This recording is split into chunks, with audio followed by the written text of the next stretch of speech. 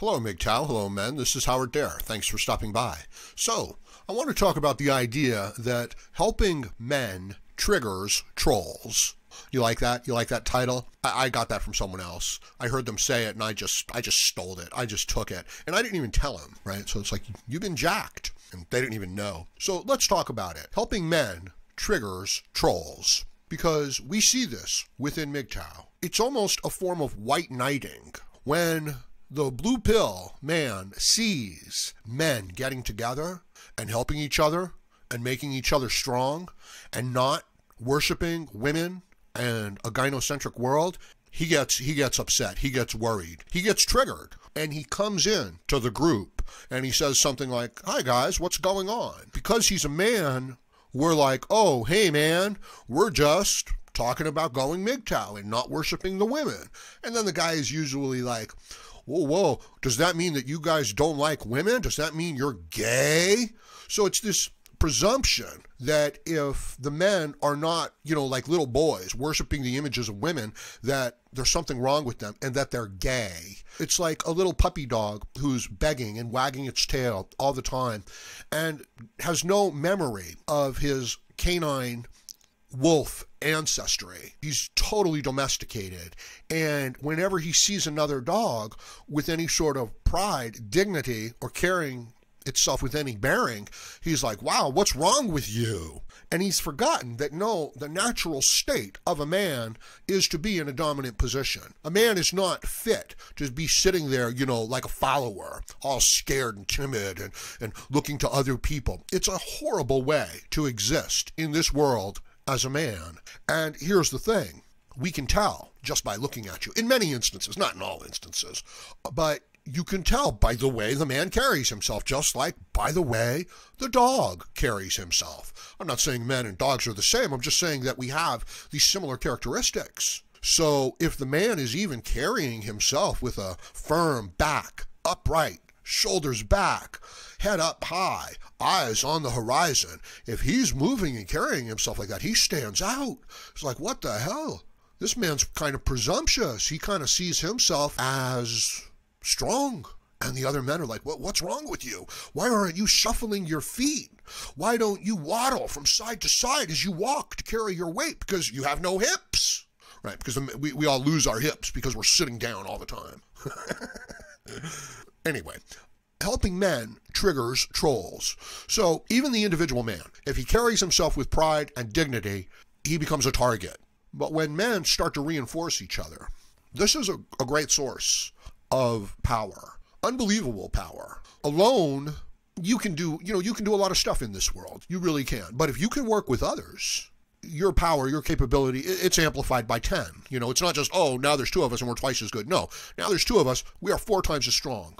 There are a whole range of, buildings and projects that you can take on with 2 people that you can't even do with 1 person. So when people see men starting to support and help each other, that's a huge red flag. You know what I mean? It's like, uh-oh, 2 men are working on the same page. So if 2 men are working towards helping men in general, opening their eyes, red pilling them, they're not just twice, they're not just twice as effective, they're 4 times as effective, okay? And they can start making progress like you couldn't believe. And then because they'll get other men to help and to support the cause. So that's what we've been doing here, or trying to do here, online, virtually, right? Because you can't do it in the real world. You do this in the real world, there's going to be a problem. I promise you, if you get together with one of your friends and you're both focused on being effective and getting ahead in the world, there's going to be trouble. But if you guys want to sit outside of your garage and drink beers and listen to the radio and watch the sports game, that'll be okay. That will be okay. We'll let that one go. So we have now been reduced down to this virtual type of meeting. Okay, we can't meet, we can't support, we can't help each other in the real world. We can't even have the mindset of it. Okay, when you walk down the street and you see another man, you are one man alone, and he is a competitor. That's all there is to it. And if you adopt any other attitude, that's dangerous. And it's not so much because, he's so dangerous, but in the long run, yes, I'm afraid so. This is why, best friends for 10 years, and then you introduce a strange girl who's cute in between them, and they're not friends anymore. They're competitors, and they will stab each other in the back. And that girl doesn't think anything of those 2 guys. And that's the way they want it. This is why when people assemble, unless, it's for like a liberal leftist cause, Women's March on Washington, wearing their pussy hats, unless it's something like that, it's opposed, it's attacked, it's shamed. So much so that even other men will do it. There's a conscious and an unconscious part of it. The guy is really proud of shutting down the other men. Honestly, it's like making it so Jimi Hendrix can't play at the concert. And I know this sounds crazy. It's like making it so Milo Yiannopoulos cannot speak at the college. But the people who do these types of things, they don't have the ability to speak. They can't inspire people. We have men who spend their time attacking MGTOW in the name of defending MGTOW. So, recently MGTOW 101's channel has been shut down. So what is that? That's like 1.3 million men will not get a MGTOW message. Congratulations, right? The people who are celebrating shutting down MGTOW channels that call themselves MGTOW, you're not MGTOW. You're some sort of weird white knight mangina who is automatically attacking men getting together and helping each other. And, you can see the kind of white knight delight in their eyes and in their actions, right? Like there's some invisible coterie of women in waiting applauding their actions of dividing men so that men cannot become strong. Also that it's an expression of their own weakness and failure in life. In other words, they can't get anywhere. They can't do anything in life. And they want to make it so other men can't do that either. And whether they realize it or not, this is a mission that a gynocentric, feminized world has put them on. In other words, what are you boys doing? You're not allowed to do that. Get out of there. It's a female mindset. Men build pyramids. Men build castles. Everything in this world that people look to and they're like, wow, that's amazing. Men built that. Oh, you mean women too, Howard? No, just men. Women stayed indoors and protected themselves and the children. Some of the children never grow up. They're always staying inside of these things that the other men build. When the men get together and start talking about men's issues, these males, these boys who have been raised by women, they attack it. It makes them uneasy and uncomfortable. It's not complex. You as a man, you need to get together with other men that you respect and that you think are honorable, and you need to work together in order to be effective. Otherwise, it's very hard to accomplish, it's easier if you'll work with others. You can help somebody, they can help you. It's a good deal. But understand that the mangina man, the blue pill man, he's going to say, no, you guys can't do that. It's gay. But, so it's either you get ahead in life by developing a network of other men, like-minded men around you that can help you. And understand, when times get hard, it's good to have other people that you can look to kind of help you, to help you. Most of us, we don't get that. We're lone wolves. And that's the way they want it. Now, the ideal goal is for you to be a lone wolf and to be completely capable of taking care of yourself independently, all alone. And then you work with another lone wolf, and the two of you can now really get some serious work done. And then you could bring in a third and a fourth, right? And now there's no worries, right? You're a pack. And, but you're not weak. You're not individually weak. You're strong. So you can support each other in times of need. But you don't need so much support from each other. So this enables you to grow and expand.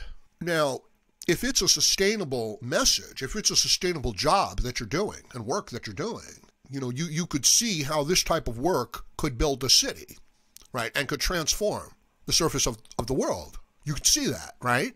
I mean, that's what happened. That's exactly what happened.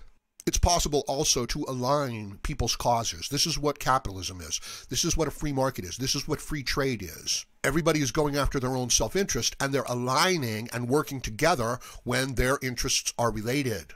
And they're keeping their word, and they're fulfilling the contract, and they're respecting individual rights. This is a big deal, okay? And anything that can throw a monkey wrench into this operation is devastating. It can destroy your individual life as a man. You'll just not get ahead. So you understand now. It's a group of individual men that are individually strong and independent. He is a man that has gone his own way and now has something to offer. So he comes into a group of other men who have gone their own way, and he offers this thing of value: his opinion, his skills, his connections, his knowledge, his energy, his hard work, whatever, to the other men. And then the other men exchange their valuable skill for his valuable skill. This is a free market, okay? This is what a free market is. This is why individual rights matter. This is what you need to understand. And then these two men willingly, these two people, they trade. And unless they're retarded, they are trading for something that they value that will enhance their position. This is what we do in a free market. This is what you do in a capitalistic society. You don't get to go on welfare and be taken care of. You don't get to collect unemployment indefinitely. Okay, there's no free health insurance. There's no free anything. And the idea that somebody expects it is a failure of the system and is a failure of that individual. Now, I'm not saying temporarily. I'm not saying that we're not compassionate, that we don't have humanity, that we aren't helping our fellow man when he needs it. But we're not supporting maladaptive, retarded, sickly habits and ideas and principles so that they can reproduce and take over the world. We're not doing that. I know that right? Like, this is what people want to do. They just want to feel good and they don't want to work hard. It's called the pleasure principle. And in an environment of scarcity, it makes perfect sense.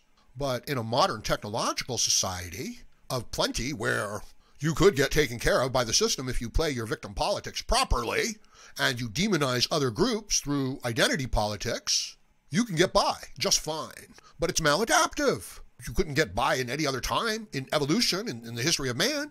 By doing that, you would starve. So that's where we are, and that's where you need to be as an individual man. And don't get mad at me. I didn't do it. There's no other healthy way. There's no other healthy way. You know, you can temporarily get by. If you're a woman who wants to have children and be taken care of, you could do that as well. If you want to be kind of like a eunuch man who's always working for another man, who's never standing up for his own rights, who's always stabbing other men in the back, because we're all competitors. But we're not. We are free men in a free market, so we can work together and build. I hope you see how important that is and how important that mindset is and how crippling it is to adopt the other mindset of somebody owes me a living. The world owes me something. They did me wrong. They oppressed me. I would be president if only that other guy wasn't president. That's like, no, you would still be pretty much exactly where you are, no matter what happened with other people. That's self-ownership. That's what you need to have. In other words, you're like a baseball player stepping up to the plate, and the pitcher is a really good pitcher, and he strikes you out. What are you going to do? Are you going to cry and say that he cheated? That he threw too close to you? That he intimidated? What are you going to do? The only thing for you to do is to go to the batting cage and practice and get better. That's the only, you do anything else, you adopt any other attitude, then you will not get better. So I hope you understand what I'm trying to say to you. It's not the size of the man in the fight, it's the size of the fight in the man or the woman. I don't care. These are the MGTOW principles that will lead you to self-ownership and strength. So I hope this helps, and I hope you recognize the importance of MGTOW and the MGTOW message. So I want you to support the MGTOW message any way that you can. All right? This doesn't mean donating, but it could. You can share the videos. You can like the videos. You can comment on the videos of the content producers whose message resonates with you. You know what I mean when I say resonates with you? I mean that feels true and speaks to you and makes you feel like you're going to be better off by following that advice. Okay, I'm going to leave it at that for now. So let me know what you think about this in the comments section below. And please like, share, comment, subscribe, donate, and join me again, Howard Dare, as I plan to have more content for you. Thank you, everyone.